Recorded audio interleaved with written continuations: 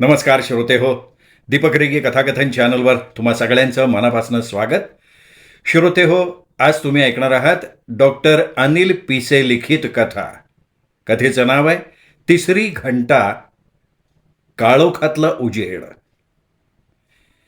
पंढरपूरमधील Tanpure palace नजीक असलेल्या आर्यभूषण नाट्य मंदिरात रात्रीचे 11:30 वाजलेले होते. तरीही कुठल्या तरी नवीन नाटकाची तालीम सुरू असल्याचे आवाज मात्र येत होते. रस्त्यावर पावसाच्या हलक्या सरी पडून गेल्यामुळे डांबरी रस्ता चकाकत होता. ओल्या मातीचा एक विशिष्ट गंध हवेत दरवळत होता. नाट्यगृहाच्या बाहेर विजेच्या दिव्यांची लखलखती रोषणाई केलेली होती आणि लाल पिवळ्या दिव्यांच्या प्रकाशात काळोखातला उजेड या नाटकाचं भव्य होर्डिंग लखलखत होतं. या नाट्यगृहाला स्वतःचा 50 वर्षांचा गदगदणारा इतिहास होता. 1970च्या दशकात एका मोडकळीला आलेल्या जुन्या टुरिंग टॉकीजला विकत घेऊन त्याचं रूपांतर या भव्य रंगमंदिरात करण्याचं स्वप्न बाबूराव मोरे यांनी पाहिलं होतं. बाबूराव मोरे, मराठी रंगभूमीवरचं एक प्रस्थ. उंचापुरा देह, चेहऱ्यावर रुबाब, घोगरा आणि हुकमी आवाज आणि कलेसाठी काहीही करण्याची जिद्द. 40 वर्ष त्यांनी या नाट्यगृहावर आणि प्रेक्षकांच्या मनावर राज्य केलेलं होतं. नाट्यगृहाच्या मुख्य प्रवेशद्वाराजवळ असलेल्या लाकडी भिंतीवर बाबूरावांचे जुने कृष्णधवल फोटो टांगलेले होते. काही नाटकातल्या पात्रांचे तर काही त्यांना मिळालेल्या राज्यस्तरीय पुरस्कारांचे. गेल्या 25 वर्षात बाबूरावांनी एकही नवीन नाटक रंगभूमीवर आणलं नसलं तरी त्यांच्यातल्या अंगभूत कौशल्याच्या बळावर जुन्याच नाटकांद्वारे त्यांचा यशस्वी प्रवास अविरत सुरू होता. 25 वर्षांपूर्वी काय घडलं होतं हे कोणालाही स्पष्ट ठाऊक नव्हतं. एक अफवा होती की त्यांनी दिग्दर्शित केलेल्या एका जुन्या नाटकाच्या सेटवर झालेल्या अपघातामध्ये त्यांच्या मित्राचा मृत्यू झालेला होता. तेव्हापासून बाबूरावांनी दिग्दर्शनातून संन्यास घेतला होता आणि आज 25 वर्षांच्या प्रदीर्घ मौनानंतर बाबूराव मोरे दिग्दर्शक म्हणून आपलं नवीन नाटक घेऊन येत होते, काळोखातला उजेड. त्यांची ख्याती संपूर्ण जिल्ह्यामध्ये असल्यामुळे या नाटकाच्या तिकीट खिडकीवर आठवडाभरापूर्वीच हाऊसफुलचा बोर्ड लागलेला होता. नाटकाच्या पहिल्याच दिवशी नाट्यगृहाच्या परिसरात प्रेक्षकांची तोबा गर्दी झाली होती. जुने रसिक, तरुण पिढी, पत्रकार आणि शहरातले मान्यवर सगळेच या ऐतिहासिक प्रयोगाचे साक्षीदार होण्यासाठी उत्सुक झालेले होते. नाट्यगृहाच्या आत ग्रीन रूममध्ये म्हणजे कलाकारांच्या तयारी कक्षात मात्र एक वेगळाच तणाव पसरलेला होता. तयारी कक्षाच्या भिंतीवर मेकअपचा तीव्र वास, अत्तर आणि जुन्या लाकडाचा गंध दाटून राहिलेला होता. वेशभूषाकार ताराबाई, वय वर्ष 65, अंगानं खंबीर पण चेहऱ्यावर वयानुसार पडलेल्या सुर्ख होत्या. काळ्या रंगाचे झगे, फेटे आणि जुने कपडे इस्त्री करत होत्या. त्या गेल्या 35 वर्षांपासून या नाट्यगृहाचा भाग होता आणि आजवर बाबूरावांची सावली म्हणूनच त्यांनी काम केलेलं होतं. बाबूराव मोरे आपल्या आरशासमोर बसलेले होते. त्यांचा चेहरा आरशात स्पष्ट दिसत होता, पण त्यांच्या चेहऱ्यावर नेहमीसारखा रुबाब मात्र नव्हता. डोळ्याखाली काळी वर्तुळं आली होती. हाताला एक हलकासा कंप सुटला होता. पार्किन्सन्सच्या आजाराची ही सुरुवातीची लक्षणं होती जी त्यांनी जगापासून लपवून ठेवलेली होती. ताराबाईंनी बाबूरावांचा काळा कोट टेबलावर ठेवला आणि त्या मेकअप टेबलावरील साहित्य नीट करायला लागल्या. अचानक ताराबाईंचं लक्ष आरशाच्या कोपऱ्यात अडकवलेल्या एका कागदाच्या तुकड्याकडे गेलं. साध्या कागदावर तांबड्या शाईने ठळक आणि थरथरत्या अक्षरात काहीतरी लिहिलेलं होतं. ताराबाईंनी तो कागद उचलला. त्यावर लिहिलेले शब्द वाचून त्यांच्या हातातला कोटच खाली निसटला. कागदावर लिहिलं होतं, आज शेवटचा पडदा पडणार. 25 वर्षांचा हिशोब आज पूर्ण होणार. ताराबाईंच्या छातीत धडधड वाढली. त्यांनी तो कागद बाबूरावांसमोर धरला आणि म्हणाल्या, अहो साहेब, हे बघा, अहो मेकअपच्या टेबलवर कोणीतरी हे ठेवून दिले. साहेब अहो ही तर उघड उघड धमकी आहे. बाबूरावांनी त्या कागदाकडे पाहिलं. ताराबाईंना वाटलं होतं की बाबूराव संतापतील, पोलिसांना फोन करायला सांगतील किंवा सुरक्षा तरी वाढवतील. पण बाबूरावांच्या चेहऱ्यावर कुठलीही हालचाल झाली नाही. त्यांच्या डोळ्यात भीती नव्हती, उलट एक भयंकर थंड आणि शांत स्वीकार होता. जणू ते कित्येक वर्षांपासून या चिठ्ठीची वाट बघत होते. बाबूरावांनी हळूच हात पुढे केला, तो कागद घेतला. त्यांच्या हाताचा कंप क्षणार्धात थांबला. ताराबाई, चिंता करू नका, फेकून द्या बरं ती चिठ्ठी, बाबूराव अतिशय शांत आवाजात म्हणाले. पण साहेब आज एवढा मोठा प्रयोग आहे, शहरातले सगळे लोक आलेत, कुणीतरी आपल्याला घाबरवायचा प्रयत्न करते. मी म्हणालो ना तुम्हाला, फेकून द्या. बाबूरावांचा आवाज अचानक वज्रासारखा कडक झाला. खोलीतलं वातावरण एकदम गप्प झालं. ज्या पडद्याने मला ओळख दिली तो पडदा कधी पाडायचा हे मी ठरवीन. तुम्ही जा, नटांच्या कपडेपटाची पाहणी करा. ताराबाईंनी मान खाली घातली. त्यांनी ती चिठ्ठी फेकून दिली नाही. जुन्या सवयीनुसार ती घडी घालून आपल्या साडीच्या खोच्यात लपवून ठेवली. पण बाहेर पडताना त्यांनी बाबूरावांच्या डोळ्यात बघितलं. ते डोळे आताच एक वेगळाच उजेड होता, जो ताराबाईंनी याआधी कधीही पाहिलेला नव्हता. रात्रीचे 9 वाजले. नाट्यगृहाच्या लाऊडस्पीकरवर पहिली घंटा वाजली. प्रेक्षकांचं हॉलमध्ये फिरणं थांबलं. सगळे आपापल्या जागांकडे पळाले. 9:05 दुसरी घंटा झाली. हॉलमधले मुख्य दिवे हळूहळू मंद झाले. प्रेक्षकात एक हलकीशी शांतता पसरली. आणि 9:10 तिसरी घंटा वाजली. तिसऱ्या घंटेचा तो आवाज संपूर्ण नाट्यगृहाच्या अणुरेणूत घुमला. लाल रंगाचा भव्य मखमली पडदा हळूहळू वर वर सरकायला लागला. स्टेजवर धुक्याचा वापर केला होता. प्रकाश योजनेनं रंगमंचावर एक गूढ वातावरण तयार केलेलं होतं. पहिला अंक सुरू झाला. नाटकाची कथा अतिशय पकड घेणारी होती. एका लेखकाची, ज्याच्यासोबत भूतकाळात एक अन्याय झाला होता आणि तो लेखक न्याय मागण्यासाठी परत येतो. नाटकाचा नायक आदित्य, वय वर्ष 27, अत्यंत देखणा, रुबाबदार आणि महत्वाकांक्षी कलाकार. आदित्य रंगमंचावर वावरत होता. त्याचा अभिनय प्रेक्षकांना खिळवून ठेवत होता. पण स्टेजच्या मागे वेगळाच खेळ सुरू होता. मीनल मोरे, बाबूरावांची एकुलती एक मुलगी आणि ह्या नाटकाची सहाय्यक दिग्दर्शिका, स्टेजच्या डाव्या कोपऱ्यात उभी राहून तांत्रिक गोष्टींवर लक्ष ठेवून होती. वय वर्ष 40. चेहऱ्यावर एक कठोरपणा होता. तिने अंगात बॅकस्टेज क्रूचा विशिष्ट असा काळा झागा घातलेला होता. गेली 15 वर्ष ती बाबूरावांच्या प्रत्येक नाटकाची संहिता, तालमी, कलाकारांची निवड आणि प्रकाश योजना सांभाळत होती. पण नाटकाचं यश मिळालं की बाबूराव व्यासपीठावर येऊन म्हणायचे, माझ्या कला साधनेचं हे फळ आहे. आणि मीनल मात्र पडद्यामागे उभी राहून टाळ्यांचा आवाज ऐकायची. तिच्या मनात बाबूरावांबद्दल अथांग आदर होता, पण त्या आदराच्या खाली एक जळजळणारा संताप सुद्धा दडलेला होता. मध्यंतर झालं. प्रेक्षक चहा नाश्त्यासाठी बाहेर पडले. मध्यंतराच्या या 15 मिनिटांच्या काळात बाबूराव मोरे नेहमीप्रमाणे स्टेजच्या मागच्या बाजूला असलेल्या लोखंडी शिडीकडे गेले. ही शिडी थेट 20 फूट उंचावर असलेल्या लाइटिंग लॉफ्टकडे म्हणजे मचाणाकडे जायची. तिथून रंगमंचावरील मुख्य फोकस लाईट्स नियंत्रित केले जायचे. प्रत्येक प्रयोगाच्या मध्यंतरात स्वतः जाऊन दिवे आणि दोरखंड तपासण्याची बाबूरावांची 40 वर्षांची सवय होती. नाट्यगृहातल्या प्रत्येक व्यक्तीला त्यांची ही सवय माहिती होती. बाबूराव हळूहळू शिडी चढायला लागले. त्यांचे पाय प्रत्येक पायरीवर जड पडत होते. दुसरा अंक सुरू झाला. प्रेक्षक पुन्हा आपल्या जागेवर येऊन बसले. रंगमंचावर नाटकाचा क्लायमॅक्स रंगायला लागला होता. रंगमंचावर आदित्य आणि सहकलाकार यांच्या जोरदार संवाद चालू होते. नाटकातला तो मुख्य प्रसंग होता, जिथे नायक खलनायकाचा मुखवटा फाडणार होता. आदित्यचा आवाज संपूर्ण नाट्यगृहात गोंजला.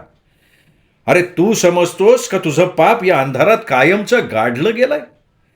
अरे पाप कितीही काळोखात लपवलं तरी तिसरी घंटा वाजली ना की उजेड उजेड हा पडतोच, लक्षात ठेव.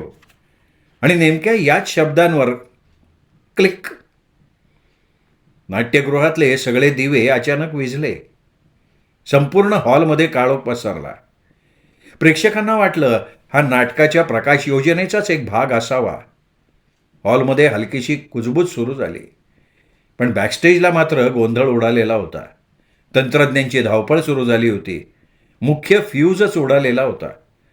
अवघ्या 5 सेकंदात इमर्जन्सी लाईट्स सुरू झाले.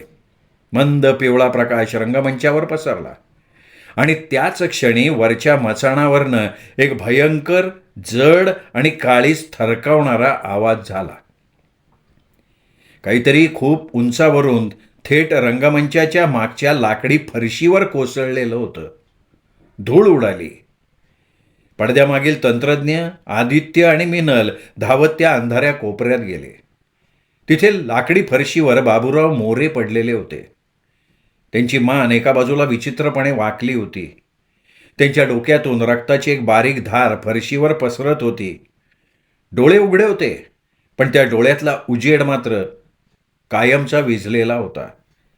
त्यांचा श्वास थांबलेला होता. मिनलनी एकच भयंकर किंचाळी मारली, बाबा.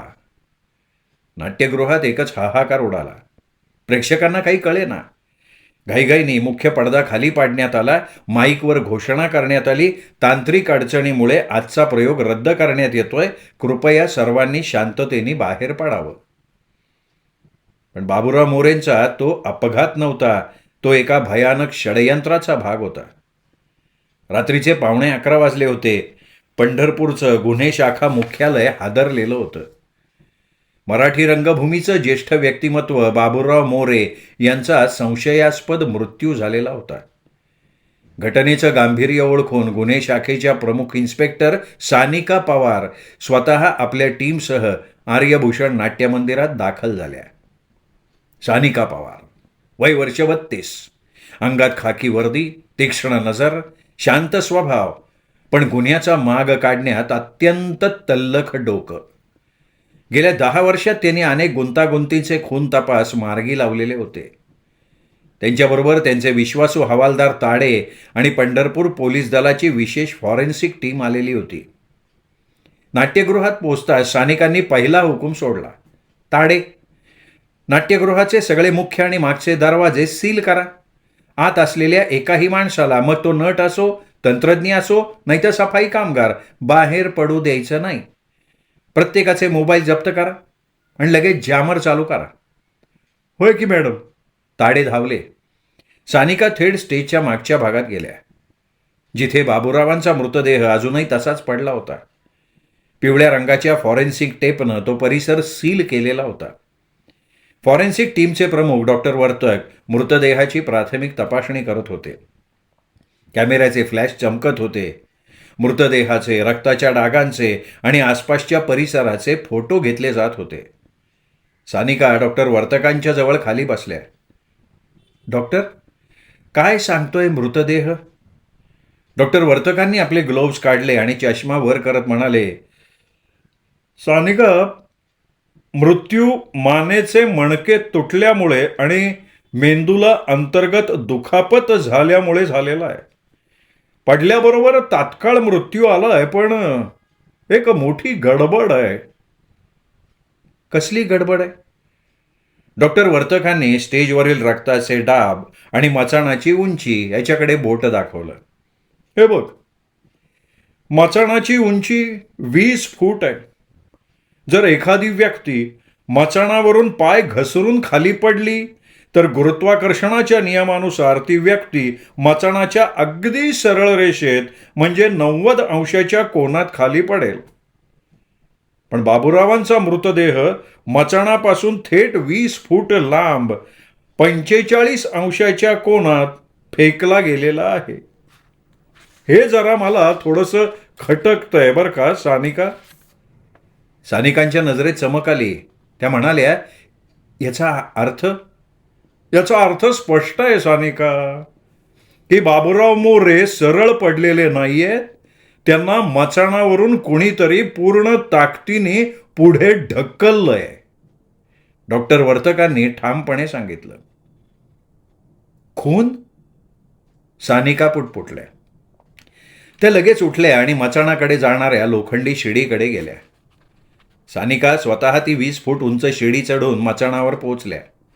मचाण म्हणजे लाकडी फळ्यांचा बनवलेला एक अरुंद रस्ता होता, जिथे मोठे फोकस लाईट्स ठेवलेले होते. सानिकांनी आपल्या टॉर्चचा लखलखाट मचाणाच्या दोरखंडावर टाकला. मचाणाला आधार देणारी नॉयलॉनची मुख्य जाड दोरी एका लोखंडी हुकाला बांधली होती. सानिकांनी टॉर्च अगदी जवळ नेली. दोरी तुटलेली नव्हती. तिला धारदार ब्लेडनी किंवा सुरीने जाणून बुजून 50% कापण्यात आलेलं होतं. हवालदार ताडे, इकडे या. सानिकांनी हाक मारली. ताडे धावत वर आले. हे बघा. सानिकांनी दोरी दाखवली. ही दोरी अर्धी कापली होती. म्हणजे जो कोणी या दोरीचा आधार घेऊन पुढे सरकेल, ती दोरी वजनानं तुटेल आणि तो माणूस खाली पडेल. पण एवढंच नाही. सानिकांनी दोरीला स्पर्श न करता तिचा वास घेतला आणि म्हणाल्या, या दोरीला काहीतरी लावलेलं सुद्धा आहे. फॉरेन्सिक तंत्रज्ञानं लगेच त्या स्निग्ध पदार्थाचा नमुना म्हणजे सॅम्पल काचेच्या बाटलीत घेतलं. मॅडम, हा साधा तेल किंवा गाडीचं ग्रीस नाही आहे बरं का. हा एक विशिष्ट सिलिकॉन बेस्ड लुब्रिकंट आहे, अत्यंत गुळगुळीत असा. हा ग्रीस हाताला लागला की पकड घेता येत नाही. लक्षात घ्या, मारेकऱ्याचा प्लॅन पक्का होता. जर दोरी कापून बाबूराव पडले नाहीत तर या तेलामुळे त्यांचा हात घसरणारच. तुम्हाला काही फिंगरप्रिंट्स मिळाले का? नाही मॅडम, दोरीवर आणि रेलिंगवर बहुतेक पावडर टाकली आम्ही, पण कोणतेही ठसे उमटलेले नाही आहेत. मला वाटतं मारेकऱ्यांनी सर्जिकल ग्लव्ज वापरलेले असावेत. सानिका निराश झाल्या नाहीत. त्या मचाणाच्या लाकडी रेलिंगवरून आपले टॉर्च फिरवायला लागल्या. रेलिंगच्या लाकडाला काही बारीक काटे आले होते. अचानक सानिकांची नजर एका ठिकाणी खिळली. रेलिंगच्या एका तीक्ष्ण कोपऱ्यात एक अत्यंत बारीक धागा अडकलेला होता. सानिकांनी चिमट्याच्या साहाय्यानं तो धागा उचलला आणि प्लॅस्टिकच्या लहान पिशवीत टाकला. अल्ट्राव्हायोलेट लाईट खाली तो धागा चमकायला लागला. मॅडम, हा साध्या सुती कपड्याचा धागा नाही आहे बरं का. फॉरेन्सिक एक्सपर्टनं बोलायला सुरुवात केली. हा सिंथेटिक पॉलिस्टरचा काळा धागा आहे मॅडम, आणि या धाग्यावर काही चमकणारे सूक्ष्म कण सुद्धा आहेत. कसले कण आहेत? नाटकाच्या मेकअपमध्ये वापरल्या जाणाऱ्या ग्लिटरचे आणि थिएटर पावडरचे कण आहेत बरं का. सानिकांच्या चेहऱ्यावर एक रहस्यमय हास्य उमटलं. म्हणजे मारेकरी बाबूरावांच्या आधी किंवा नंतर या मचाणावर आलेला होता आणि त्यांनी बॅकस्टेजचा काळा झगा घातलेला होता. सानिका खाली आल्या. त्यांनी नाट्यगृहातल्या ग्रीन रूममध्ये आपलं तात्पुरतं तपास केंद्र सुरू केलं. नाट्यगृहाचे मुख्य CCTV कॅमेरे जुने होते, त्यामुळे ते बंद होते. पण हिशोब विभागाच्या बाहेरचा एक कॅमेरा चालू होता. ताड्यांनी नाट्यगृहातल्या सगळ्या कर्मचाऱ्यांची यादी आणि संशयित यांना सानिकांच्या समोर उभं केलं. सानिकांसमोर 3 मुख्य संशयित होते. एक, मीनल मोरे, वय वर्ष 40, बाबूरावांची मुलगी. तिने अंगात अजूनही तोच काळा झगा घातला होता. तिचा चेहरा सुजलेला होता, डोळे लाल होते, पण सानिकांच्या सूक्ष्म नजरेने टिपलं की मीनलच्या रडण्यात दुःखापेक्षा एक वेगळा भीतीचा ताण होता. दुसरा संशयित आदित्य, वय वर्ष 27, नाटकाचा मुख्य नायक. तो अत्यंत घामाघूम झालेला होता. त्याचे हात सातत्यानं थरथरत होते. आणि तिसरी संशयित होती विद्या कदम, वय वर्ष 55. ही एक अनोळखी स्त्री. या 2 दिवसांपूर्वी गावात आल्या होत्या आणि त्यांनी बाबूरावांवर नाटक चोरीचा जाहीर आरोप केलेला होता. सानिकांनी सगळ्यात आधी आदित्यला समोर बोलवलं. आदित्य, सानिकांचा आवाज बर्फासारखा थंड होता. नाटकाच्या मध्यंतराच्या वेळी तू कुठे होतास? मॅडम, मी माझे कपडे चेंज करत होतो. मी ग्रीन रूममध्ये होतो. आदित्य अडखळत म्हणाला. खोटं बोलू नकोस रे तू. सानिकांनी अचानक टेबलवर हात मारला. आमच्या फॉरेन्सिक टीमनी तुझ्या मोबाईलचं लाईव्ह कॉल डिटेल्स काढलेले आहेत. मध्यंतराच्या 10 मिनिटात तू ग्रीन रूममध्ये नव्हतास. तू स्टेजच्या मागच्या कॉरिडॉरमध्ये कुणाशी तरी फोनवर भांडत होतास. कुणाचा फोन होता तो? आदित्यनी मान खाली घातली. मॅडम, तो सावकाराचा फोन होता. मॅडम, माझ्यावर 30 लाखांचं कर्ज आहे. मी नाटकाच्या हिशोब विभागातून बाबूरावांच्या बनावट सहीने 3 लाख रुपये उचललेले होते. सानिकांनी भुवया उंचावल्या. बनावट सही? म्हणजे तू घपला केलास? हो मॅडम, पण बाबूरावांना हे समजलं होतं. आज दुपारीच त्यांनी मला धमकी दिली मॅडम की ह्याच्या प्रयोगानंतर ते मला नाटकातनं काढून टाकणार आणि पोलिसात सुद्धा तक्रार करणार. मॅडम, माझं करिअर संपणार होतं मॅडम. आदित्य रडायला लागला. पण खरं सांगतो, विश्वास ठेवा माझ्यावर मॅडम. मी काही त्यांना मारलेलं नाही आहे. मी त्यांच्या पाया पडणार होतो मॅडम. सानिकांनी हवालदार ताड्यांना खूण केली. ताड्यांनी आदित्यला बाजूला घेतलं. आदित्यकडे बाबूरावांना मारण्याचं भक्कम कारण होतं, पण तो मचाणावर गेला होता का? सानिकांना अजून पुरावा हवा होता. त्यानंतर सानिकांनी विद्या कदम यांना बोलवलं. विद्याताई, तुमचं बाबूरावांशी काय शत्रुत्व होतं? विद्या कदम यांच्या डोळ्यात संतापाची ठिणगीच उडली. शत्रुत्व? मॅडम, हा बाबूराव मोरे ना 1 नंबरचा चोर होता, चोर. 25 वर्षांपूर्वी माझे वडील म्हणजे प्रभाकर कदम, अहो त्या काळात अत्यंत गुणी नाटककार होते ते. शिवाय बाबूरावांचे मित्रसुद्धा होते ते.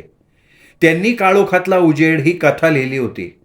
पण कथा पूर्ण झाल्यावर काही दिवसात माझ्या वडिलांचा याच नाट्यगृहात मचाणावर पडून मृत्यू झाला. तेव्हा त्याला अपघात मानलं झालं आणि आज 25 वर्षांनी बाबूरावांनी माझ्या वडिलांची तीच कथा स्वतःच्या नावाने रंगमंचावर आणली आहे. सानिकांचा श्वास रोखला गेला. काय म्हणालात तुम्ही?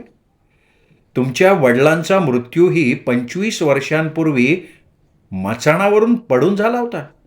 हो मॅडम, विद्याताई ओरडून म्हणाल्या. सानिकांच्या मनात एक थंड शिरशिरी उमटली.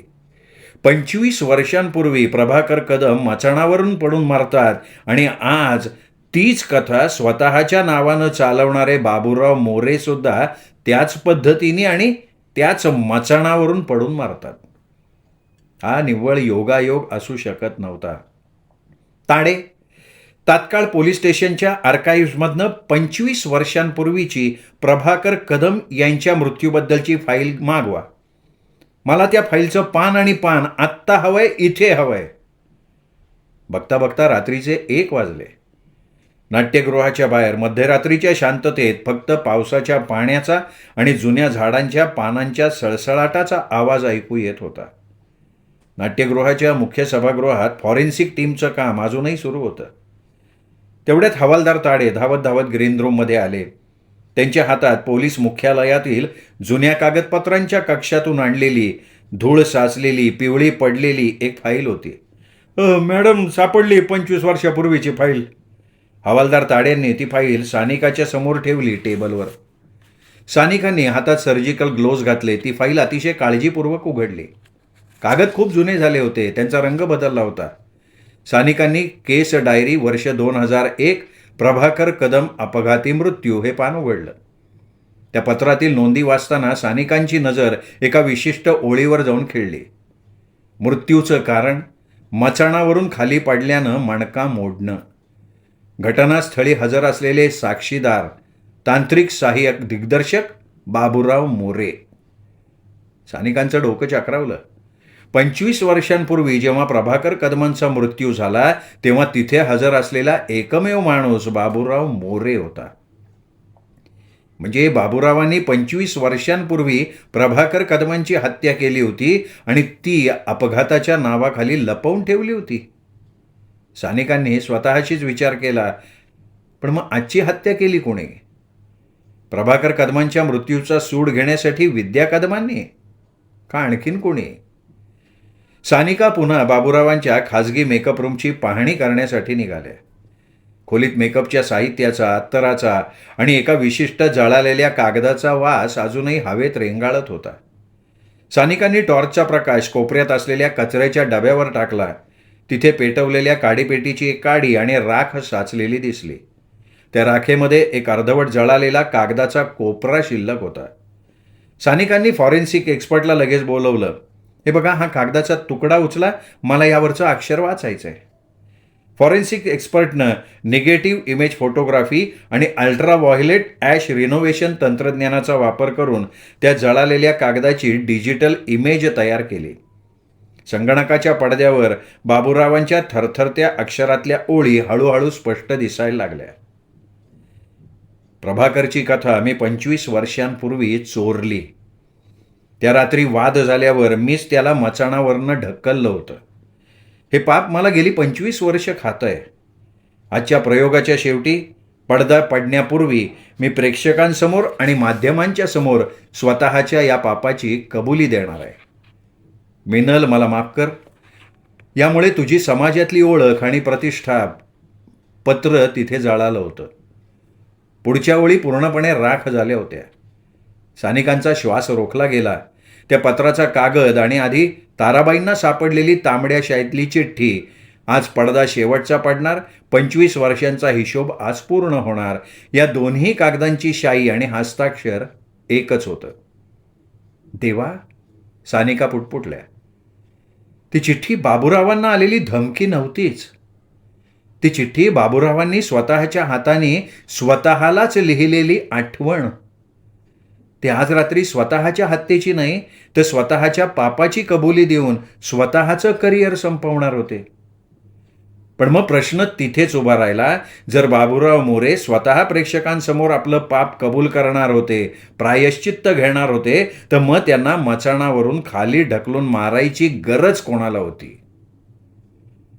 सानिकांच्या डोक्यात संशयाची एक नवीन साखळी तयार व्हायला लागली. त्यांनी हवालदार ताड्यांना बोलवलं. ताडे, बाबूरावांची कौटुंबिक आणि वैद्यकीय फाईल आणा. नाट्यगृहाच्या विमा पॉलिसीच्या कागदपत्रांमध्ये सगळ्यांच्या वैद्यकीय नोंदी असतात. ताड्यांनी फाईली आणून दिल्या. सानिकांनी कागदपत्र चाळायला सुरुवात केली. त्यांनी बाबूराव मोरे, त्यांच्या दिवंगत पत्नी आणि मिनल मोरे यांचे वैद्यकीय अहवाल एका शेजारी एक ठेवले. त्या नोंदी बघता सानिकांचे डोळे विस्फारले. बाबूराव मोरे यांचा रक्तगट ओ निगेटिव्ह, त्यांच्या स्वर्गीय पत्नीचा गट ओ पॉझिटिव्ह आणि मिनल मोरे यांचा रक्तगट AB पॉझिटिव्ह. विज्ञानाच्या आणि जनुकशास्त्राच्या नियमानुसार ओ रक्तगट असलेल्या मात्या पित्याच्या पोटी AB रक्तगट असलेलं मूल जन्माला येऊच शकत नाही. सानिकांनी लगेच 25 वर्षापूर्वीच्या प्रभाकर कदमांच्या फाईलमधला वैद्यकीय अहवाल तपासला. प्रभाकर कदमांचा रक्तगट AB पॉझिटिव्ह होता. सानिकांच्या डोक्यात लख्खकन उजेड पडला. संपूर्ण सत्याचं चित्र एका क्षणात स्पष्ट झालं. मिनल ही बाबूराव मोरेंची जैविक मुलगी नव्हतीच. ती प्रभाकर कदम आणि बाबूरावांच्या पत्नी यांच्या जुन्या संबंधातून जन्माला आलेली प्रभाकर कदमांची मुलगी होती. बाबूरावांनी लग्नानंतर मिनलला स्वतःची मुलगी म्हणून स्वीकारलं होतं, पण प्रभाकर कदमांची हत्या करून त्यांची कथा स्वतःच्या नावाने हडपसुद्धा केलेली होती.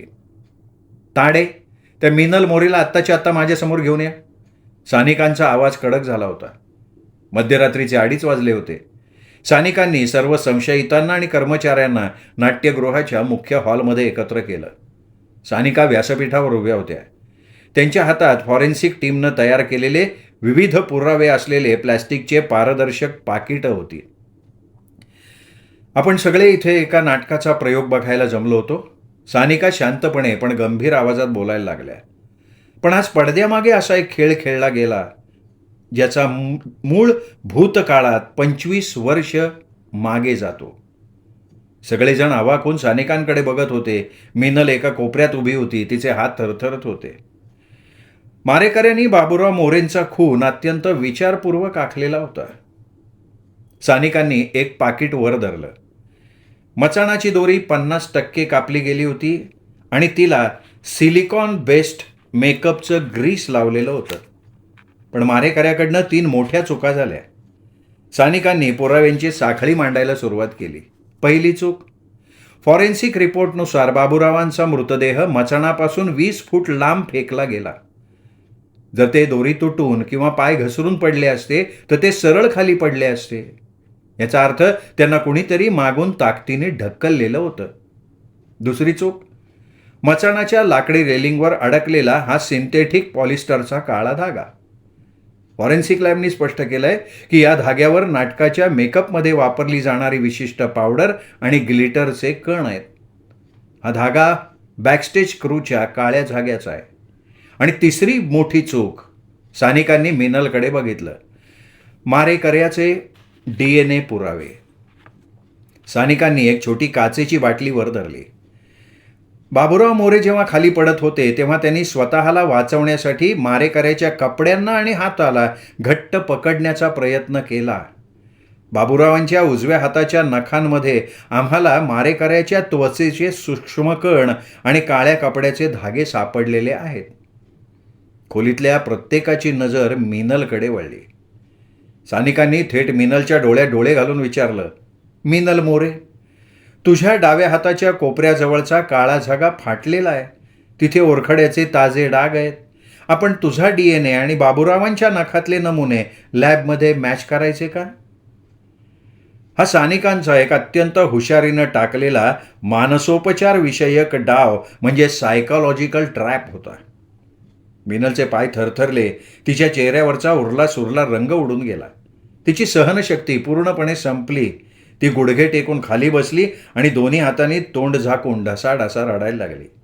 नको, DNA टेस्ट करू नका. मीच मारलंय त्यांना. मिनलचा चित्कार संपूर्ण नाट्यगृहात घुमला. नाट्यगृहात स्मशान शांतता पसरली. आदित्य, ताराबाई आणि विद्या कदम उघड्या डोळ्यांनी मिनलकडे पाहत राहिले. स्थानिकांनी पॉकेट रेकॉर्डर ऑन केला आणि मिनलच्या जवळ गेल्या. सविस्तर सांग मिनल, तू तुझ्याच बापाला का मारलंस? मिनलने डोकं वर केलं. तिच्या डोळ्यातून अश्रू वाहत होते. पण त्या अश्रूंच्या मागे संताप आणि वेदनेचा डोंब उसळला होता. माझा बाप? मिनल वेड्यासारखी हसली. मॅडम, ज्या माणसाला मी आयुष्यभर बाप मानलं, ज्याच्या पाया पडले, ज्याच्या प्रत्येक नाटकासाठी मी रात्रीचा दिवस केला, तो माणूस माझा बाप नव्हताच. मिनलचा आवाजच तुटला. 3 आठवड्यांपूर्वी मला बाबूरावांच्या खोलीतल्या एका जुन्या गुप्त कपाटात त्यांची डायरी सापडली. ती डायरी वाचून माझ्या पायाखालची जमीनच सरकली. माझ्या आईचं लग्न बाबूरावांशी होण्यापूर्वी तिचे आणि नाटककार प्रभाकर कदमांचे प्रेमसंबंध होते आणि माझा जन्म बाबूरावांच्या लग्नानंतर 6च महिन्यात झाला होता. माझे खरे जैविक वडील बाबूराव नाही, प्रभाकर कदम. विद्या कदम यांच्या तोंडून एक हलकीशी किंचाळी बाहेर पडली. मिनल रडत पुढे म्हणाली, आणि त्याहून भयंकर सत्य हे होतं की बाबूरावांनी 25 वर्षांपूर्वी माझ्या खऱ्या वडिलांना, प्रभाकर कदमांना, याच नाट्यगृहाच्या मचाणावरून ढकलून मारलं होतं, केवळ त्यांची कथा चोरण्यासाठी. आयुष्यभर मी ज्या माणसाची सेवा केली तोच माणूस माझ्या सख्ख्या वडिलांचा खुनी होता. अच्छा, म्हणून तू बदला घेण्यासाठी बाबूरावांना मारलंस? नाही मॅडम, नाही. मला त्यांना मारायचं नव्हतं. पण 2 दिवसापूर्वी विद्या कदम गावात आल्या. तिला बघून बाबूराव घाबरले. त्यांना पार्किन्सनच्या आजारामुळे आणि पश्चात्तापामुळे ते ऑलरेडी थकले होते, खचलेही होते. आज नाटकाच्या मध्यंतरापूर्वी त्यांनी मला सांगितलं की आजच्या प्रयोगाच्या शेवटी ते प्रेक्षकांसमोर, माध्यमांसमोर उभं राहणार आणि स्वतःच्या पापाची कबुली देणार. त्यावेळी मिनलच्या डोळ्यात भयंकर भीतीचे भाव आले. त्यावेळी मला खूप भीती वाटली मॅडम. जर बाबूरावांनी ना प्रेक्षकांसमोर कबुली दिली असती तर बाबूरावांचं पाप बाहेर पडलं असतं, पण त्यासोबत मी अनवरस असण्याचं सत्यही संपूर्ण जगासमोर, या शहरासमोर येणार होतं. माझी 15 वर्षांची मेहनत, माझं नाव, माझी प्रतिष्ठा एका क्षणात मातीत मिसळणार होती. लोक मला त्या चोरट्या आणि अनवरस बापाची मुलगी म्हणून हसणार होते. त्या रात्री बाबूरावांनी स्वतःच्या हाताने ती तांबड्या शाईत चिठ्ठी लिहिली. त्यांनी स्वतःचं प्रायश्चित्त म्हणून मचाणाची दोरी स्वतःच कापली. तिला तेलही लावलं. त्यांना आत्महत्येचा प्रयत्न करून किंवा खाली पडून नाटकाचा प्रयोग थांबवायचा होता, जेणेकरून सगळ्यांचं लक्ष त्यांच्याकडे वेधलं जाईल. अच्छा अच्छा, मग तू काय केलं? मग मध्यंतराच्या वेळी जेव्हा सगळे व्यस्त होते ना, तेव्हा मी मचाणावर गेले. बाबूराव तिथं उभं राहून खालच्या रंगमंचाकडे बघत होते. मी त्यांच्या पाया पडले, त्यांना विनवणी केली. म्हटलं, बाबा प्लीज असं नका करू. सत्य बाहेर आलं तर मला तोंड दाखवायला जागा उरणार नाही. माझी प्रतिष्ठा वाचवा. पण बाबूराव काही ऐकायला तयार नव्हते मॅडम. ते म्हणाले, मला आता प्रायश्चित्त घेऊ दे मिनल. खोट्या आयुष्यापेक्षा हे मरण पत्करलं. आणि ते दोरीवरनं खाली उतरायला निघाले. मिनलचा आवाज अचानक अतिशय हिंस्त्र झाला. मग मला राग अनावर झाला मॅडम. माझ्या डोळ्यांसमोर मला माझी प्रतिष्ठा जळताना दिसायला लागली. मग बाबूराव दोरीवरून खाली उतरून मायक्रोफोनकडे जाण्यापूर्वी मी मागणं धावत गेले आणि माझ्या दोन्ही हातांनी त्यांना पूर्ण ताकदीने मचाणावरनं खाली ढकलून दिलं मी मॅडम. संपूर्ण हॉलमध्ये एक शांतता पसरली.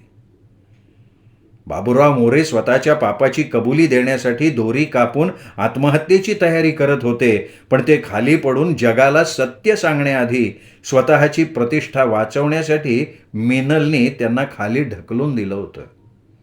कथेचं वर्तुळ पूर्ण झालं होतं. 25 वर्षांपूर्वी ज्या मचाणावरनं बाबूरावांनी प्रभाकर कदमांची हत्या केली होती, त्याच मचाणावरून आज प्रभाकर कदमांच्या मुलीनी म्हणजे मिनलनी बाबूरावांची हत्या केलेली होती. पहाटेचे 5 वाजले होते. पूर्वेकडचं आकाश हळूहळू उजळायला लागलं होतं. फॉरेन्सिक अहवाल, काळ्या झाग्याचा धागा, दोरीवरलं सिलिकॉन रुब्रिकंटचं नमुने आणि मिनलचा स्वतःचा कबुली जबाब या आधारे स्थानिकांनी मिनल मोरेला हत्येच्या आणि पुरावे नष्ट करण्याच्या आरोपाखाली अधिकृतपणे अटक केली, कलम 302 खाली. ताराबाईंच्या डोळ्यातनं अश्रू वाहत होते, पण त्यांनी मिनलकडे पाहिलं नाही. एका खोट्याने दुसऱ्या खोट्याला जन्म दिला होता आणि 2 पिढ्यांचं आयुष्य उद्ध्वस्त झालं होतं. 6 महिन्यांनंतर पंढरपूरचं तेच आर्यभूषण नाट्यमंदिर पुन्हा एकदा दिव्यांच्या रोषणाईनं उजळून निघालं होतं. नाट्यगृहाच्या बाहेर एक नवीन भव्य बोर्ड लावण्यात आला होता.